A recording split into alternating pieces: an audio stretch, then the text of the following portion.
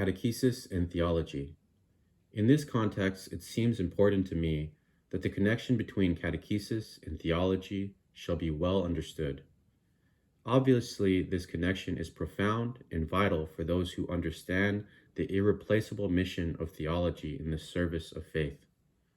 Thus, it is no surprise that every stirring in the field of theology also has repercussions in that of catechesis. In this period immediately after the Council, the Church is living through an important but hazardous time of theological research. The same must be said of hermeneutics with respect to exegesis. Synod Fathers from all continents dealt with this question in very frank terms. They spoke of the danger of an unstable balance passing from theology to catechesis, and they stressed the need to do something about this difficulty.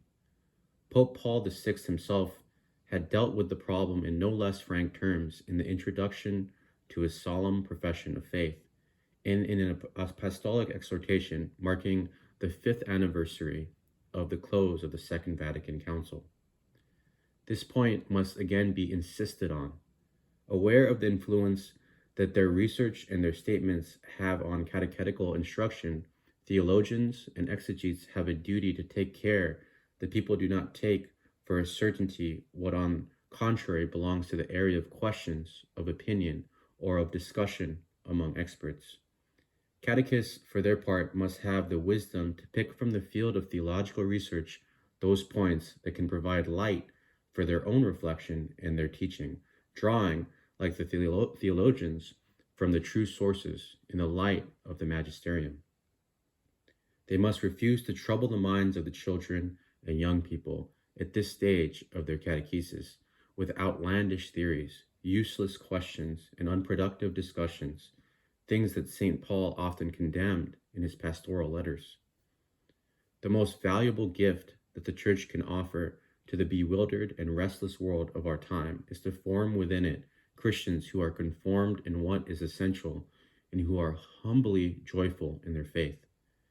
Catechesis will teach this to them, and it will itself be the first to benefit from it.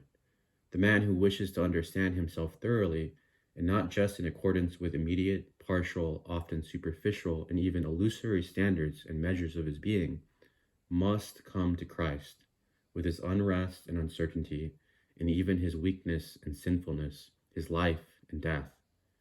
He must, so to speak, enter into Christ with all his own self. He must appropriate Christ and assimilate the whole of the reality of the incarnation and redemption in order to find himself.